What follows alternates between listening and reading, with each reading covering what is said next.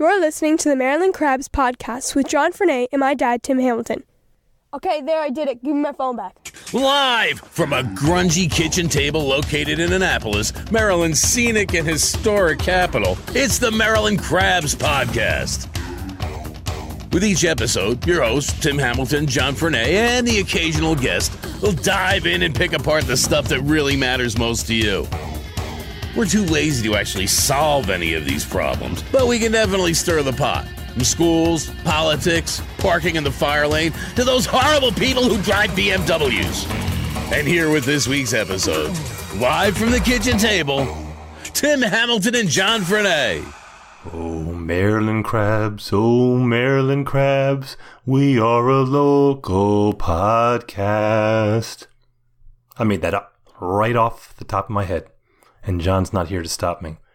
John's nowhere near, so he can't stop me from singing, and he can't stop me from drinking on my intro. The thing was that we did a podcast yesterday. We interviewed Liz Thibodeau and Kathleen Booth, who are the organizers of Ignite Annapolis, which is a great event that's going to take place on March 14th. And we're going to talk about how they're taking applications right now for speakers. And we generally do a interview with people like that for about 45 minutes or so. And then we do about 15 minutes worth of introduction and outroduction, the intro and outro. And we usually do it at a later time. And we ran out of time this week. So I thought that since I'm sitting by the fire right now, all alone, kind of cozy in my house, I thought I'd do the intro and leave John out of the equation. So I got a roaring fire. I got my beer. I've got a cat sleeping on my feet. And my wife is hidden up in the bedroom right now watching the Hallmark Channel. So I am a Hallmark Channel widower right now. So she spent the last few weeks glued to white people falling in love. And it's a Christmas miracle. The snow looks really stupid, too. They don't look cold. Like, I think they film these throughout the year because it's become a big business for Hallmark. So they have, I think, 20 or 30 different movies that they make exclusively for the Hallmark Channel. And it's supposed to be winter, but they're filming them in spring and summer. And so it's supposed to be snowy, but you know it's not snowy. I saw two people in one of the episodes yesterday, and they were actually sweating. It was like that scene in It's a Wonderful Life where George Bailey jumps into the river from the bridge, and it's a snowstorm, and I heard it was like 90 degrees that day, and he was sweating buckets. And in MASH, whenever they'd be huddled together, like in blankets, freezing in the mess tent, because it was winter, but you could see trees in the background with green leaves. So I'm not buying any of this. I don't like the Hallmark. I don't like the schmaltz. I like Christmas. I don't like that stuff. I don't like white people Christmas. And before you jump on me, I'm not racist because my wife is white. So I'm totally cool with white people. So that is what I'm doing. Tonight's Midnight Madness. And I don't know if you have ever gone or if you haven't gone in a while, but you got to go down. I went down last weekend, and it was probably the most crowded Midnight Madness I'd ever been to in my 20 years of living here. And that's not to say that it was unpleasant. I actually found secret parking, as all locals know how to do. And it was just wall-to-wall people, and it was just a lot of fun. Everyone was having a blast. The market house was utterly packed. I couldn't get near the bar. Which I was just going to go to order something because I had my daughter with me. But I got the food there. I got this flank steak with chimichurri sauce that was just ridiculous. But it was packed downtown. It was a little quiet at the Big Cheese, and they had a great cheese layout, and they had wine there. So that's the secret spot if you go tonight, is go to the Big Cheese because they have great stuff, and they're not crowded because people tend to stay near Main Street. But support the local vendors and local restaurants. You know, it's a great time. It beats them all. If you haven't gone for a long time, bring the kids down. I really had a blast. I never miss it. I don't think I've missed one in 20 years. And now my kids go down and ditch me because they're too cool for the room. And I don't care. It doesn't hurt me at all. In the meantime, if you haven't listened to TJ Smith, we interviewed him last week. He is the former public information officer for the Baltimore Police. He recently left that position, and right now he's living a life of leisure. He's a man of leisure, figuring out his next move, but he was much beloved. He was a great interview. It was a great time. If you missed that, go back and listen to that. The one before that we did live from Market House, and that was a lot of fun, so if you missed that. And we also have a lot of great crab cakes that we're working on. John's got a bunch under his belt. I don't have as much as John, but I got a few. Yesterday, I posted one that I did with Paula Poundstone, who's the great comic from the 80s and 90s and still fantastic. And she's at the Ram's Head this Saturday. She does a 6:30 show and a 9:30 show. There's not many tickets available, but you might want to check it out. And she's a legend. This is the smallest venue that she does, and she's a lot of fun. My crab cake with her was me basically holding on and her rambling because that's her style. And that's always the bad sign when I'm the quiet one on a podcast. But she is a lot of fun. Also, if you haven't yet subscribed to Annapolis Daily Briefing, John puts a lot of work into those, and he has a daily briefing that lasts about 10 minutes every morning at 7 o'clock during the weekdays. He has your local news. He has your weather with George Young, who does a great job. And I never miss it. I play it on my Alexa. She just went blue. Shh. All right, now she stopped. On my Echo device, so I can listen to it when I'm getting ready for work. But subscribe to that. Subscribe to the Maryland Crabs. Go rate us. Give us a review. It helps with the algorithm. It helps people to find us. It would be a big favor to us. It would be our Christmas gift. You don't have to get us anything else. All you have to do is subscribe, rate us, and review us. That's all you have to do. We're not getting you guys anything because that's how we roll. So you can find us on Facebook. We have a page and we have a group. You can find us on Twitter, where I recently quit, but I am toying with the idea of secretly getting back on. But our Twitter handle is MD Crabs Podcast. You can send us an email at info@themarylandcrabs.com. Our website is themarylandcrabs.com. You can find us on Spotify. You can find us on Google Play. You can find us on Apple Podcasts. You can anything you can stream on, you can find us. We're on YouTube. So there's no excuses for you missing us at all. So with no further ado, and no John to rein me in, after the break, we're going to come back with the Ignite Annapolis team of Liz Thibodeau and Kathleen Booth. It was a great interview. We had a blast. Here's to the teacher who spends her weekend helping children who need a little extra attention. To the soldier who missed the birth of his baby while serving overseas. To the EMT working full-time and taking night classes. To the police officers and firefighters working long hours away from their families to keep our families safe. Here's to you, our hometown heroes. I'm Alan Hyatt, Chairman and President of Severn Bank, and we know there are many heroes among us. Men and women who serve without expecting anything in return. Which is why we're honored to offer our Hometown Heroes program to educators, law enforcement officers, firefighters, first responders, healthcare workers, and military personnel. Whether you're opening a checking account or buying a new home, we're here to give back to you. Learn more about our Hometown Heroes program at severnbank.com. Severn Bank, here with you. Member FDIC, Equal Housing Lender. From Main Street to Maryland Avenue, West Street to Ego Alley, and the circles in between. Shop local this holiday season by shopping at Midnight Madness in historic downtown Annapolis, with all stores open until midnight this Thursday. Post a selfie from Snowflake Alley, sip cocoa on City Dock, visit the baby alpacas, and on every street corner, enjoy dancers, carolers, and music. It's Midnight Madness. Visit DowntownAnnapolisPartnership.org. Midnight Madness is sponsored by the Downtown Annapolis Partnership, Sheehy Lexus of Annapolis, and WRNR. Hey, we're here with the Maryland Crabs, and Tim is frantically dashing across town because he is just getting off the phone with Paula Poundstone, of all people. But I got the long straw. I got the good one here. I am sitting here at the Commons with Liz Thibodeau and Kathleen Booth, who are two of the brainchildren behind Ignite Annapolis, right? Would that be right? Right, yeah. That's right. 2 of 5 of us. Yeah. Okay. Yeah. Now, Ignite, I've always said, now, for people that aren't aware of this is sort of like a TED Talk kind of funky way that Annapolis might do it, even though it's not unique to Annapolis, right? Yes, it's a nationwide... Worldwide, actually. Yeah, worldwide program. And it's like a TED Talk, but I like to think it's like kinder and gentler. And it's more about... just igniting conversation and thought, and not so much, it's not necessarily about technology or anything specific. It can be very non-specific, but it's really meant to get communities together to think and talk and have a dialogue.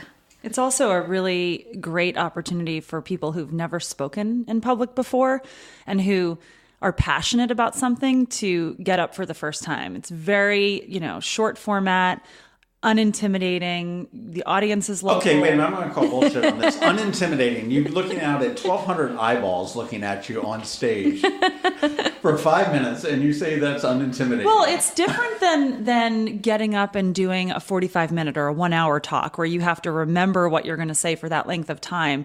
It's 5 minutes. So, if you're going to dip your toe in the water of public speaking, doing it in a 5-minute format for your first shot is much less intimidating than a longer format. I'll give to you me. I'll give you that, but I would almost rather do 45 minutes in front of 45 people than 5 minutes in front of 600. But that's but Ignite for, I mean, this is a group of people that get together, and those that weren't there last year, shame on you, you should have been. Those of you who weren't there the year before, same thing, or the year before, or 2 years before, because you skipped the second year or something. Yeah, we started, Chris Schock started it in 2009, and I was her little helper then. And then there were a couple of years off, and then Chris wanted to start it back up again, and we got the band back together, and Kathleen came on board, and Jen Herson, and Trish Farrell. Now that's the 5 of us. And you solicit people for topics, and you mentioned that it's not all technology or anything. I mean, I remember last year there were some topics that were just so moving. And Liz, you had done a topic about your father, who was in the later stages of life at the time, and just what you were going through. And that was just really tugging at the heartstrings. I remember, and I'm going to screw up her name, but who is the executive director of the Volunteer Center, she talked about the straws in the ocean. Oh, right. And then right after that, like it was the first time I had heard that kind of thing at all. Annapolis Green is coming out with the push in Annapolis to turn around and go with the paper straws or something else like that. You had a couple people that were just absolutely boring to tears and way over the. I mean, it was. But like, you know what? You would be surprised though, because this is the most interesting thing to me. If you talk to 10 people after that event, you would get 10 different answers about which presentations were really inspiring and exciting and which were boring. There was one in particular, I'm not going to name names, that a couple people said to me, well, that was terrible. That wasn't good. And I had at least 2 people tell me it was their favorite one. And so this is what I love about the event, is that we have enough speakers that there's really something for everyone. And if you don't like the presentation, it is only 5 minutes. It's only 5 minutes long. True. And you're absolutely right, because I mean, to me, it was just boring as it all get out. So not the whole event, I hope. No. There were 1 or 2 of them. Yeah. And the other ones were just absolutely captivating, and some were just meh, which is really kind of part of the beauty of it. And you realize, I mean, you had the 2 high school girls that came in. And they talked about the and I don't remember the topic, but they were putting the Post-it notes on the mirrors. The kindness project. Well, that was Bria Barksdale. Yeah. Was it just a single person? Yeah, and then there were 2 other high school girls who talked about STEM education. Yes, right. Yeah. It was, I mean, that's the second year in a row we had high schoolers from the Anne Arundel County Public School System, because we have a great relationship with the schools. And so they really encourage students to apply. And Bria just blew us away. Yeah. Hey, look what the cat drove in. Hey, thanks for waiting. Nice of you to show up for the interview, Tim. Well, let me tell you what I've been doing. Let's make this about me for a second. So why should it be any different? Interviewing Paula Poundstone, the comedian, coming in, and I have her on my phone because we hook up to something called a mix minus. That's what we call it in the biz. And it's our phone connected to the mixer so we can hear someone on the phone. So anything that comes in on your phone will be picked up by the recording. So I'm trying to interview a mildly unfocused comedian who's coming in, only to have my podcast partner text me several times to see if he can have the beep appear on the recording. That is the commitment to quality and excellence. And did it go through? That John Fernay. No, because I know he's an ass, so I had my phone on Do Not Disturb. But you don't know that beep didn't go through yet. We'll see. You'll see when you start to edit it. Well, that's where my meticulous editing skills come. Well, Tim, actually, we did tell them that you were talking with Paul and you were dashing across town. But we were just talking about the Ignite talks, and about how John was bored to tears by a few of them. There were a couple that were just, That's nice, John. This is why I have to be here during all podcasts to make sure he doesn't insult our guests. There totally are some of them that are like that. But again, the topics can be anything. They can be nonsensical. They can be deep analytical quantum physics. Yeah, what we hope that topics are something that you're, not necessarily passionate about, but something that blows your mind and you just want to tell other people about it. That's just interesting. And I saw the first one I ever saw was probably about 5 or 6 years ago, because this is, all over the country. Yeah. And it was a young guy in his 20s is how to win at Scrabble. Mm-hmm. And he did, his 5 minutes and 20 slides on how to win at Scrabble. And then that's why I destroy John every time we play. I could use that lesson, I was going to say. I destroy you using the cheats. I don't mind, because I saw this Ignite. But, and again, the concept of this is you get up there, and Kathleen, you mentioned that it's only 5 minutes, and she was proceeding to tell us earlier that looking at 600 people looking back at you for 5 minutes is not intimidating, but that's... Less intimidating than 45 minutes or an hour. When the lights are really bright. But also, if the light is shining in your face, it could be 600 people or 6. You wouldn't know the difference. Right. And this is, you've got 5 minutes to speak. Yeah. And you present 15 slides. Yeah. Do you want me to give a little in a nutshell? So first of all, right now we have first of all, our tickets are on sale. Real detailed information is at igniteannapolis.com. Tickets are on sale and speaker applications are open. And all we want right now is your idea, your concept. We're not looking for the final product. So this is a science fair sort of level. Yes. This is your pitch for your concept. And a panel of very, very good secret judges goes through them all, and they try to select. Last year we had 16. We had 16 applicants. Yeah. No, we chose 16. Oh, yes. 8 in the first half intermission, then 8 in the second half. So anyway, you pitch your concept, and if you're selected, you will be notified by January 31st, and then you'll have 2 weeks to get your presentation together.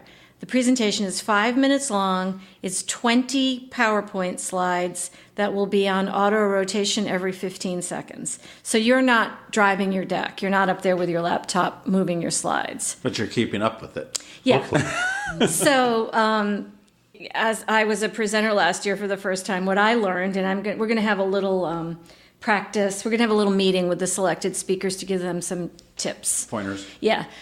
Your words should be what is interesting, and the slides should be an enhancement to the concept. So visual is really good. Charts and diagrams. No death by PowerPoint. Lots of bullets. no bullet lists. And if it's just images and you screw up, no one is going to notice. Right. I love PowerPoint when people have PowerPoint and they read to me what's on the screen. Exactly. Yes. Can you read that's right in front of all of us out loud? I got it. Yeah. So it's not that. It's not a PowerPoint. It's 15 images, 20 images that go with your 5 minutes.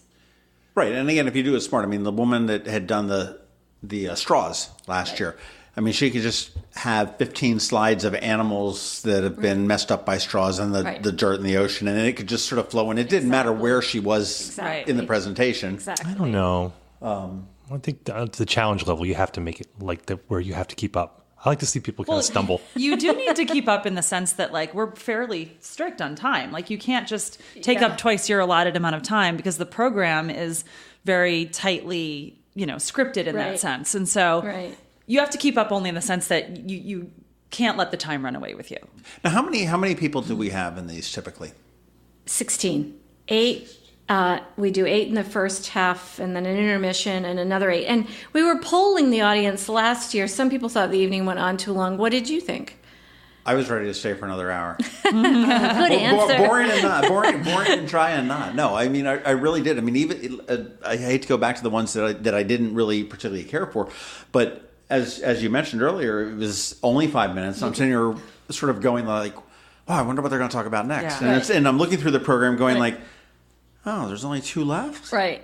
And you do kind of go from, I don't know, my experience is you go from like laughing to crying to like fascinated. And it's a little bit of a healthy roller coaster of emotions because, the topics vary so widely. Yeah. What I like is that I only saw the first year. Last year I was, I think I was at a soup kitchen or something that night. I'm going to give her Kathleen. So it was... I went when it was in the basement of Maryland Hall, and it was packed. Yeah. I mean, elbow to elbow. Room only, yeah. And it was watching the bullpen, because, the people who give the talks sitting on the benches. They're all sitting on, they're all sitting like this little section, and they all got like their papers or whatever. And it's people just like us. So it's it's very relatable. And you saw people who looked nervous, people who would wing it, the mayor. But it was you could relate to them because they looked a little bit nervous in getting up there. So it wasn't like you were going to some professional presentation. It's not like a TED Talk. No. Where it's, TED Talk, they got the little headset mic and you're about to get some enlightened shit all of a sudden. Right. This is really raw. I like this. It is. And it's like everybody in that bullpen, it's like you move up a seat and everything and you're like, what the heck did I do? Why did I do this?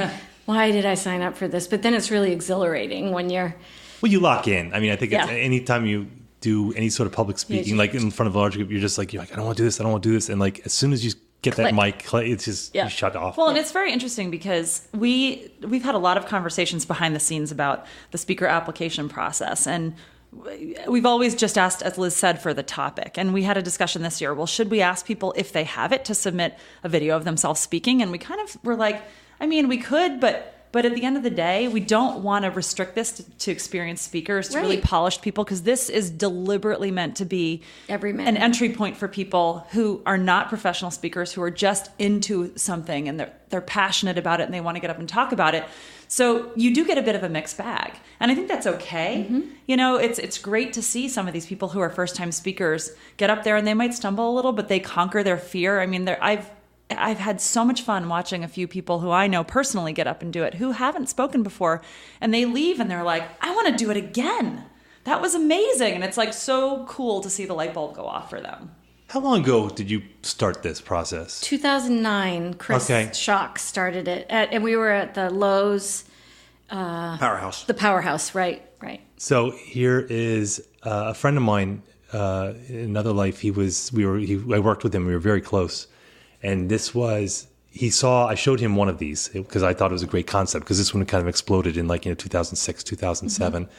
And we heard rumors is coming to Annapolis. And every year he's like, I want to do it. Mm-hmm. We're going to do it together. We're going to do this. And unfortunately he passed away.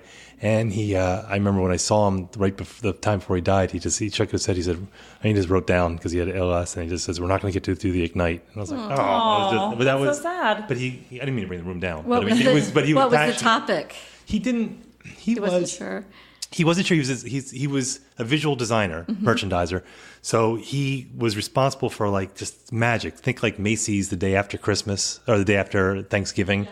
That he just created magic, and he had a rough life. He made some mistakes, but he wanted to talk about finding beauty in ordinary places. Mm-hmm. And he said we have to do something about that. And I was like, I don't know, man. You're a lot more romantic than I am. But I think you ought to do it. Do it. You should do it. Here's what I'll do. In his honor. Do it for him. Here's what I can do is you can give me 20 slides, unprepared, and I will wing it. Oh, that'd be an interesting. You could do that. I will do that. The Seinfeld-esque, this is a 5-minute talk about nothing. I will. You give me 20 slides, and I will wing it. And I love we can see if anybody knows. Last time that somebody did that, he got elected mayor. Zing. Gavin Buckley, when he did the TED Talk, he was all over the place when he was doing it. Oh, his Ignite talk? Yes. Yeah, talking about reviving West Street. Right. From Red Light District to Arts District. Yeah, Red Light District, but he was all over. I mean, the slides. Who knew? It was pretty fun. But again, that's part of what you get with these talks. Yeah. Some people are very prepared, others are less. You never know what you're going to get. And the other thing is the topics. Some people come with very inspired topics. Like Liz's topic was amazing and inspiring, but that's profound. not even what it started out Which to was be. yours? I was caring for my father in the final stages of his life. Yeah. But then we have other people who come, and we had one person, like Liz Murphy, talked about blogging. We had another person talk about how you stay organized. Things that wouldn't seem profound or exciting, but some of those talks were some of the best talks. And it's funny because it's all how those people decide to tell the story. Well, it's riveting. I mean, you wouldn't think you get sucked into it. I was sucked into the Scrabble one. Mm-hmm. The secret of winning Scrabble. You know what the secret is? Yeah. What? No, I do. I said two-letter words. Yes, I want to know, but I don't know what it is. You have to know all your two-letter words. Huh. You don't care, do you? I mean, I do have a 12-year-old, and so this knowledge could come in handy. Scrabble's very mature people. What do you guys? How do you select out of the bucket? I mean, do you always look for something that's a little bit scientific, per se, or analytic and humorous or deep or anything like that, or is it just something that pops into your mind and says, hey, that might be interesting? The process is very technical. First of all, get the darts out. 5 of us sit around a table and we open lots of wine. Okay. And we all we know is the pitch sentence, a couple of sentences. And is that a blind one for you? I mean, do you know? I mean, Liz, we don't know the people's names. Okay, so because you mentioned you knew a lot of people that had done it, Kathleen.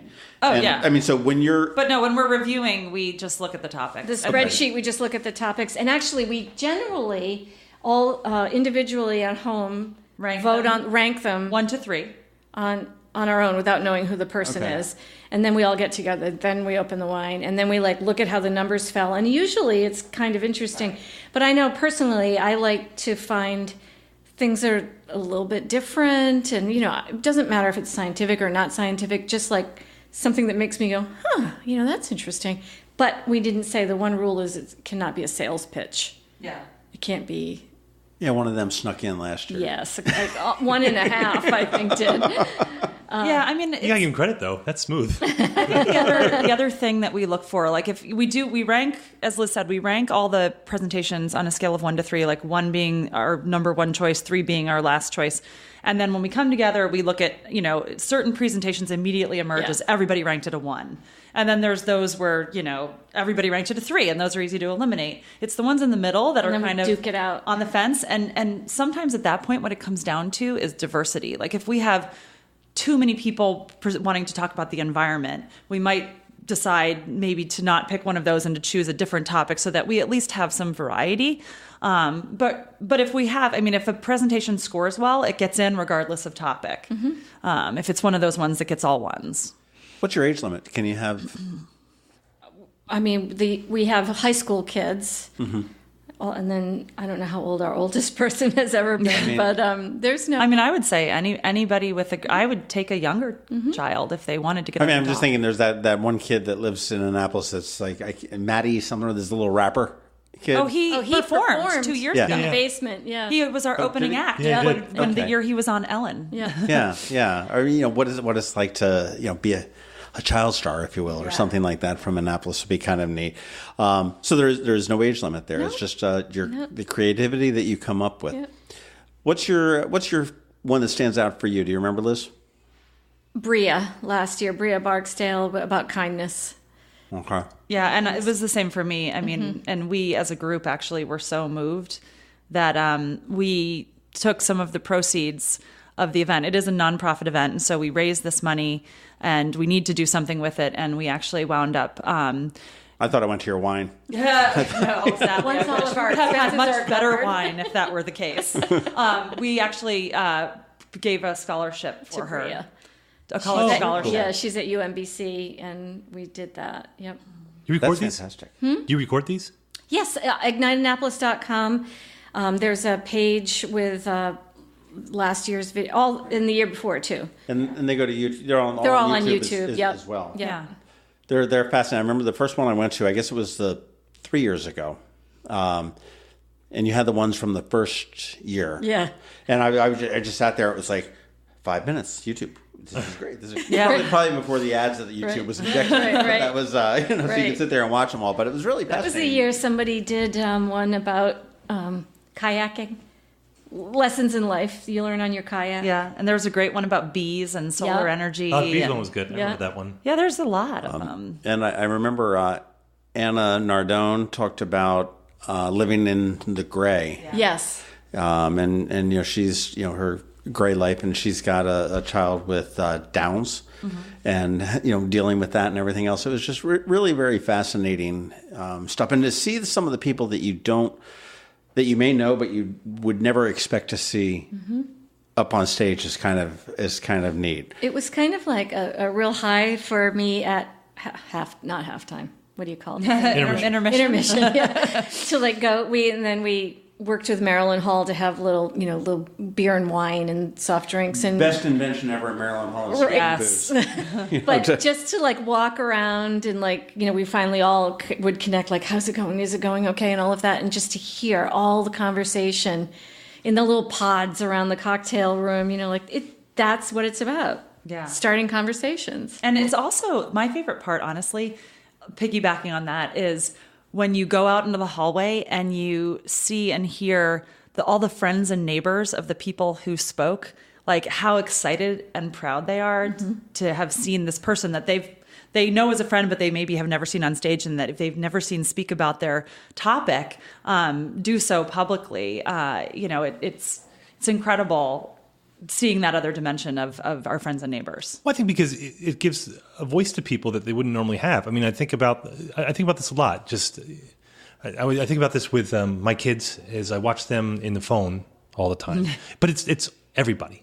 It's not, I mean, I used to be a 2-book a week kind of guy, just voraciously read, and I never read anymore because you always had the phone for the short snippets of Twitter or for the latest article or the latest outrage, because we all love being outraged now. So we can look at the kids and say, they're buried in these phones. And I feel sorry for them because at least we had our lives before this. We understand it. But I thought, when was the last time that a kid picks up a guitar out of boredom, or they learn something because they have something in them that they can put out there? Like they learn how to draw, they learn how to paint, they learn how to play piano, or just by fooling around, not by proper lessons.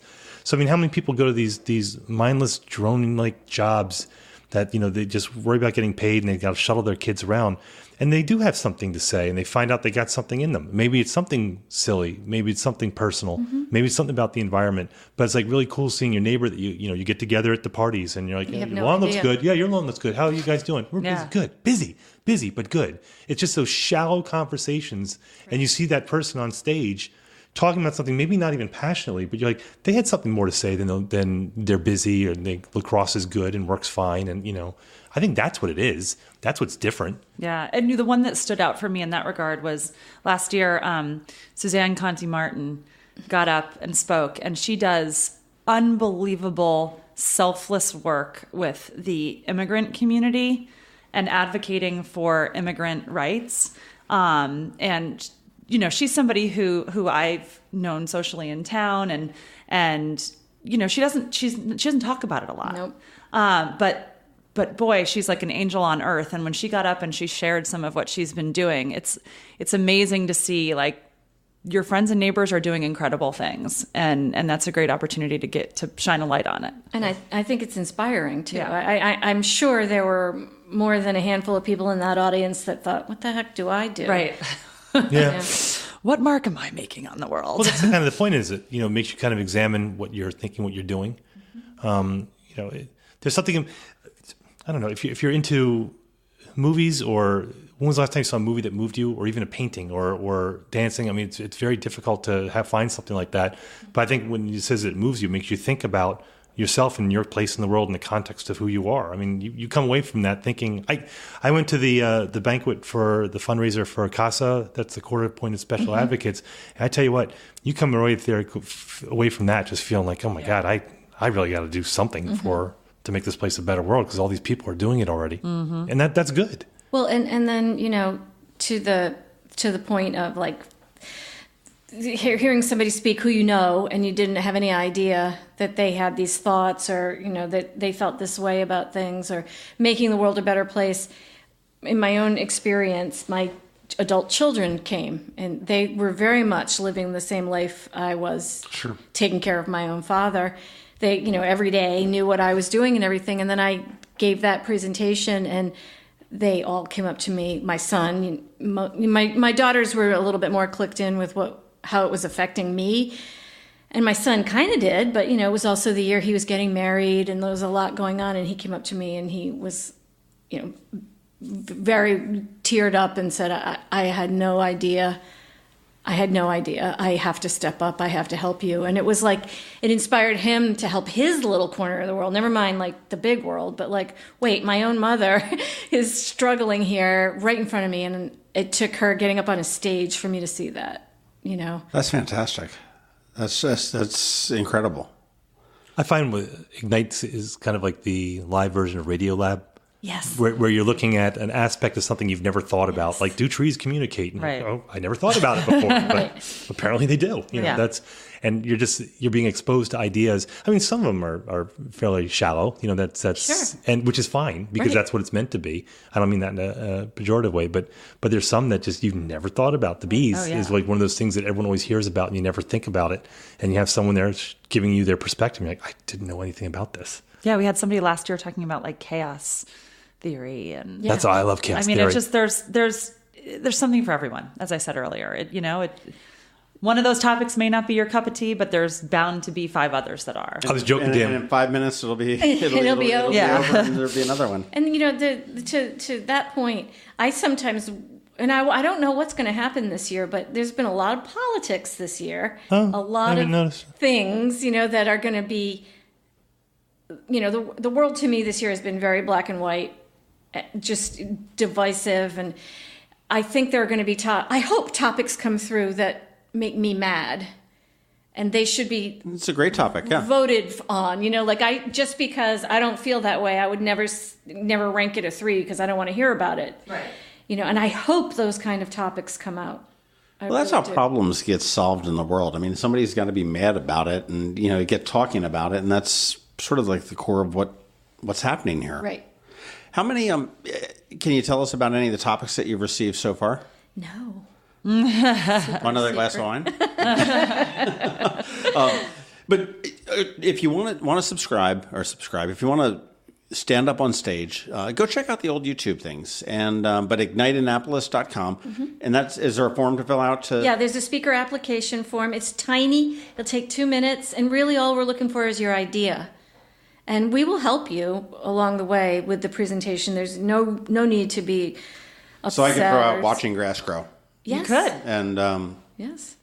That's all I need to tell you at that point. Then I need to figure out how I'm going to talk about Now, I would suggest that you write your pitch in a way that makes it seem like watching grass grow will be interesting. Because remember, we're comparing this to all the other pitches we do get. Right. So, I will say that how you write your pitch does matter, because we've had some people in the past who, we find out after we do the evaluation who submitted. And sometimes you look at it and you're like, wow, I know that person. They would have been great. But they didn't take the time to write a good pitch and say why this topic mattered. And so it didn't get selected. So how you write your pitch matters. What's a sample of a good pitch? Oh, boy. You're making us come up with this on the fly? Come on now. Just... You got 5 minutes, 15 slides? It's 20. It's 20. I'll tell you one. I know for a fact that there's one pitch this year that has to do with public housing in Annapolis. Okay. And I think, to me, that's an incredibly provocative topic, and I think if it's about framing it in a way where you get us thinking, like, what is the viewpoint you're bringing? Is there a certain message you're trying to send? Are you looking at it from a certain point of view? Okay, well, I'm trying to help some people here. Okay, so I'm talking about public housing in Annapolis, and I can certainly put public housing in Annapolis in the form box. You can say... And that's boring, but I can sit there and say public housing, how the city is getting rid of public housing in Annapolis by systematically doing whatever it is, or how the city has really improved public housing. Or you could say Annapolis has struggled for years with its public housing. There's much debate about the solutions, but I'll be talking about this one, format that I believe could solve the public housing crisis once and for all. Okay. Man, like if I heard that, I'd be like, well, I want to hear that talk in 5 minutes or less. And there's an element of trust, because people will, in their pitch, do a little description like that, and then, they're selected, and we don't really see the presentation. I'll see the slides because I'm the one that puts them together to auto-rotate and all of that. But what their words are, we don't hear it until the evening of. You don't get a script or anything? No, and we have debated this back and forth this year, actually, about if we had the script, we could vet for the sales pitch thing. But we went full circle. That is not what this is about. We're not here to vet you or police the script. The script. We trust you, and if you break that trust and you have a big sales pitch up there, you're the heel. That's. I think one of the best pitches I ever saw, and it was kind of similar. It wasn't a pitch. I mean, it was a title. I took a magazine writing class in college. It's like 30 years ago, and it was. The teacher was trying to impart upon us the importance of an angle on the story. And we were all coming up with stories for this, and just no one was getting it. And one guy did an article about why America needs an enemy to sustain itself. That peace is not good for us as a cultural meme. That we need someone to target. And I think that's particularly apropos right now, because you see that where it's that sense of other. But I mean, it's finding a topic and then finding the twist on it. He could talk about like American aggression in the world or something. He goes, no, that has nothing to do with exerting power. It's something that it's our national identity. It's us versus blank. Yeah. So I mean, that to me is like a pitch. So watching grass grow, is hazardous to your health, something like that, or will make your eyes explode. Yeah, I would say when I think about, because sometimes when we meet, we do talk about our wish list of topics. Like, I wish somebody would come in and talk about these things, some of which have never been covered before. To me, I love to see a mix of things that are very hot topics locally in Annapolis, because this is a community-based event, and I would love to see voices come in that maybe aren't voices we often hear, but with their unique take on something that we're all talking about in town. But then I also like things that have nothing to do with Annapolis, right, like the bees or straws. I mean, you could draw a connection, but they're not necessarily Annapolis-based topics. They're more universal. And so I think having a mix of those things makes for a really interesting evening. Maybe you ought to put a bucket list of all of your wish topics and solicit somebody that's willing to reach in, grab one, and take whatever he pulls out. That'd be a little bit of a challenge. Presentation. Yeah. That would be good. Well, last year during the thing, you added a fancy and a great choice of MC in Rob Tim from WRNR. Rob is wonderful. And I worked with Rob in the morning show for about 2 years or so. And I mean, he is sharp, smart, funny, was a really good choice for that. And he kept it, he really kept it moving there. And really that's the first time you had the MC, right? Yeah, I think we just ran it ourselves before. Yeah. And Rob is coming back for 2019. I know. I saw the promo video that you guys did. Promo together. He's great. Yeah. That is. Well, I know that he had a great time on that. That was a lot of fun there. IgniteAnnapolis.com and get your pitches in. What are the dates again, Liz? January 15th is the speaker deadline just for the ideas. Okay. And did I say 18? 15. 15. And we'll let you know on the 31st, and then we'll guide you through getting your presentation put together. We have a deadline for the slides of February 15th-ish, just because I need time to put 16 presentations together, because we put them all kind of in the same slide housing and all of that. And we also, last year, live streamed. Yep. And we're going to do that again this year. Yeah, and we would be remiss. There's a couple of things that we should mention. We would be remiss if we didn't talk about them. Well, we don't want you to be remiss, so please. So one is that we are still soliciting sponsors. The event's going to be in the main auditorium at Maryland Hall.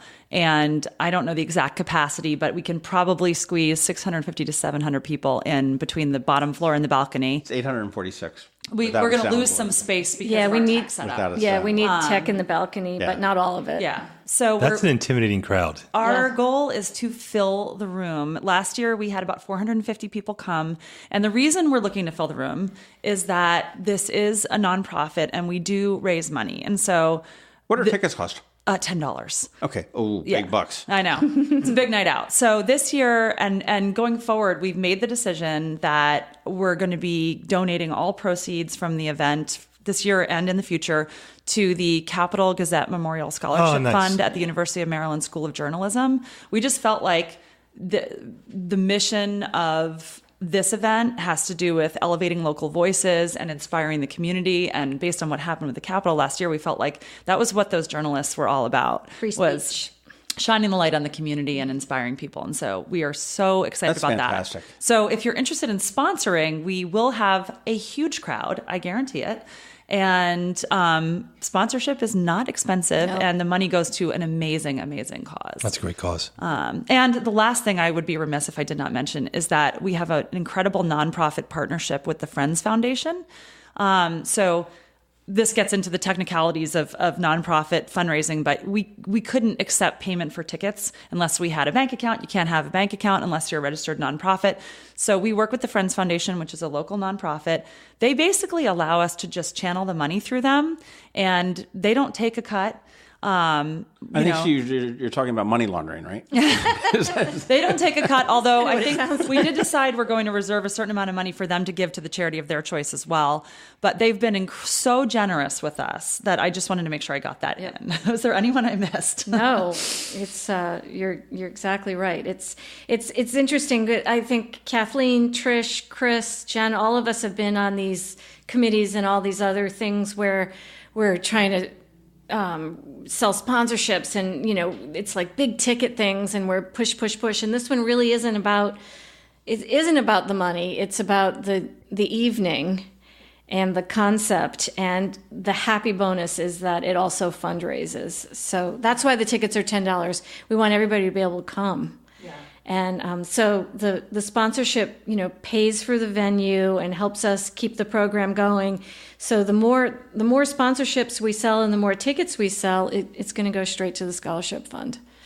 Well, I'll tell you, I do think you're not going to have a problem selling out because, as Tim said, 2 years ago you were in the basement of Maryland Hall, which probably had a capacity of about, they put us in the basement because I don't think there was a lot of faith. And then we were turning people away. It was like, oh, God, you're here again. The crowd just spilling out in the hall. It was funny. And then last year we wanted the big auditorium, and they were like, well, and then I remember being just so worried. What if we only sell 100 tickets? And they're all. Do we make them all sit up front? That we actually had this conversation. Yeah. Do we push everybody to the front, and then it sold out? Make it look.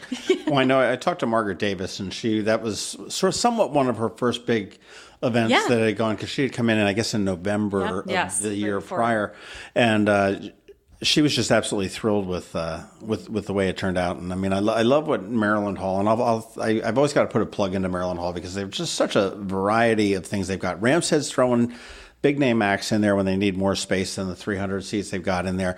We've got Ignite Annapolis. There's Maryland Hall brings in artists. They've got the symphony and obviously the resident things. They've got new residents and artists in residence, not residents and artists. But that have come in there and the camps and everything else. And they've really focused on the arts and entertainment community in town. I think they're just such a huge asset for being a high school that was a 1934. Yeah. And Margaret Davis has been great. As you said, she came in right before our last event. I think she was as blown away as we were by the crowd. She reached out to us immediately and said, I want to work with you guys next year. Yep. And this year, if you came last year, you'll be excited to know that this year we're going to have 2 galleries opened each with their own bar. So at intermission, the drink lines will be much shorter than they were last year. And we always provide food. We didn't say that. We always provide a catered spread during intermission. So for $10, it really is an incredible value. You can come early if you want to have a drink or a bite to eat before the show starts as well. So you come early if you want to get a parking spot. True. Otherwise, you're going to be parking way over in Bates. But now, when's the event? When's the actual event? March 14th. March 14th. What day is that? It's a Thursday. Oh, that's a good day. You call off sick the next day, you have the whole weekend. It is one of the fun events that I look forward to. This is going to be just before the Annapolis Film Festival, I believe, which is coming in at the end of March. I think it's and just before the opera, because we are going to be in front of the curtain at Maryland Hall because the opera set will be behind the curtain. I think we should have the curtain open. It would be so that cool would be really to see the opera set. And it's also the Thursday before St. Patty's Day. Ooh. So. You could throw a wrench into the works for those people there and say, okay, well, not only do you have to do 5 minutes and 20 slides, you have to do it in opera. There you go. Pull back in the Italian. Figaro or whatever. Right. But that's, March 14th, definitely go here and do this. This is a great thing to do, a midwinter respite from whatever the doldrums that you're in. It requires nothing of you, just to open your mind and listen. It's casual, so you don't have to get off. Not that Annapolis gets fancy for anything, but you don't have to get all dressed up like you're going to the opera or looking like that. It's come as you are. It's a lot of fun, guaranteed to open your mind and get you thinking. And it's a family event. There are people who bring their children. I don't know that I would bring a very, very young child unless they were pretty mature, just because they might get bored. But I think for high schoolers, even some middle schoolers, it's an awesome night to come with your parents. And it's a great place to bring your parents too. Older people. You mean the crotchety old ones that are stuck in their way? The ones that are much older than us. But I think I think about that too. And then tickets are on sale now. I know I already said that, but there is a possibility that it will sell out. I think it's a good possibility because, like I said, we had 450 people last year. Capacity is going to be somewhere between 650 and 7. So do not wait to get your ticket. Christmas gifts. And again, $10 is a fairly easy thing for anybody.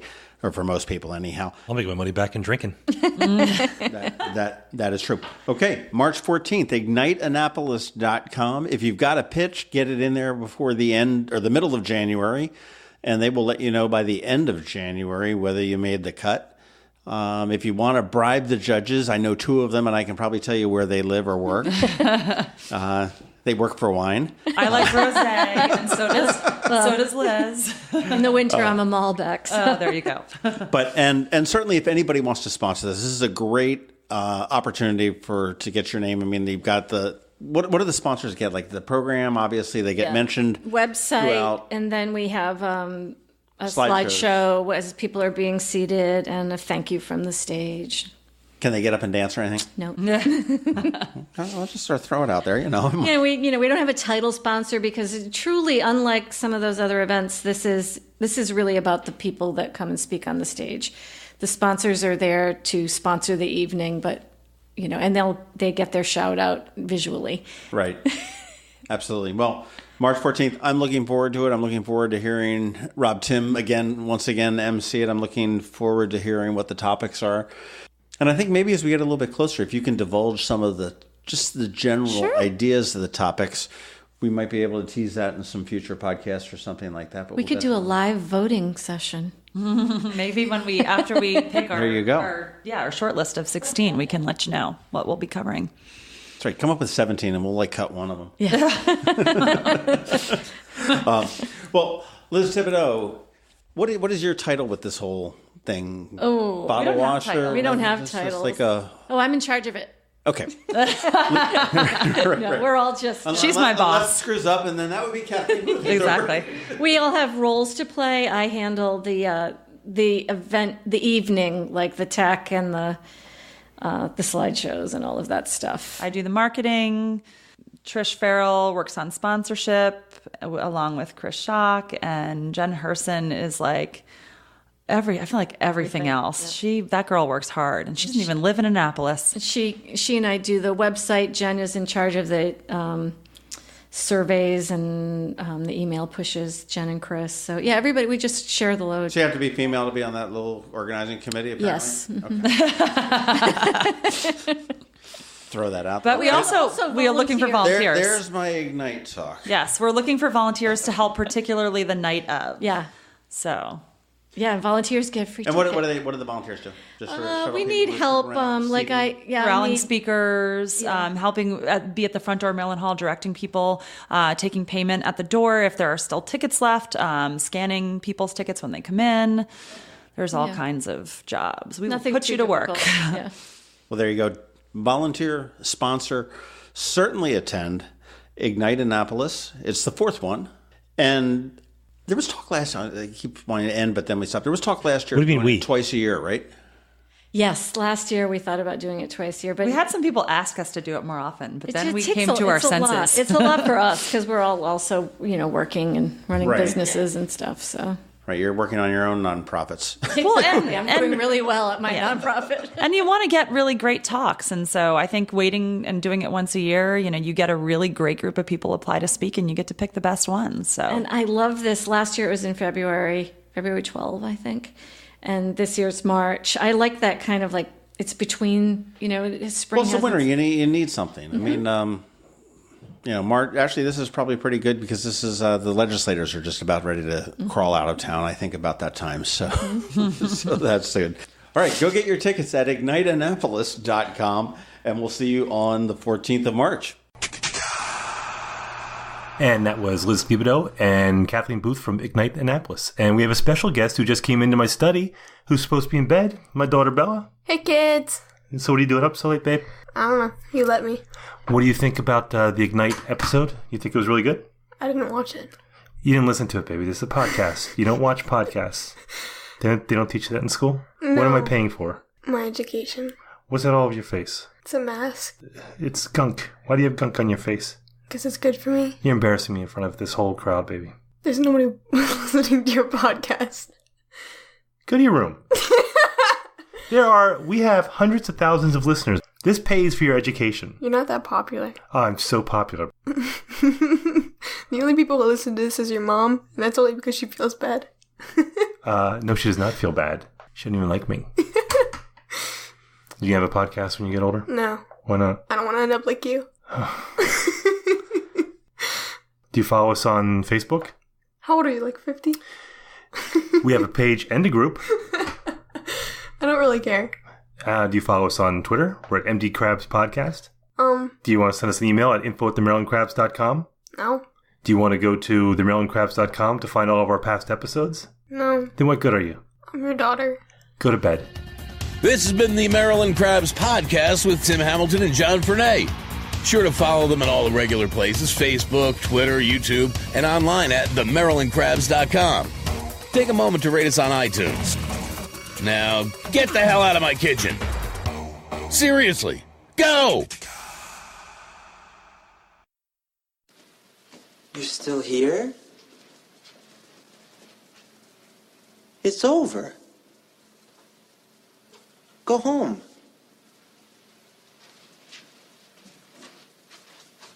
Go.